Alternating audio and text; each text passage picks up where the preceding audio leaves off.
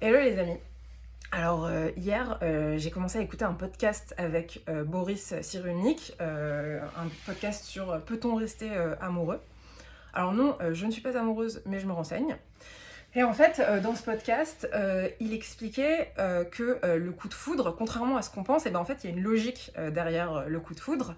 Quand quelqu'un a un coup de foudre pour une autre personne, c'est qu'il a reconnu chez cette personne un élément de son passé. Il donne en fait l'exemple de Descartes qui flashait en fait sur les femmes qui louchaient, parce que quand Descartes était petit, il a eu une nourrice qu'il adorait et qui louchait. Et donc du coup, à chaque fois que plus tard, quand il était adulte, s'il voyait une meuf qui louchait, bah, il avait un coup de foudre en fait. Et alors moi je précise juste que pour moi le coup de foudre, il n'y a pas forcément une récurrence, une ressemblance dans les personnes pour lesquelles on a un coup de foudre, c'est pas grave.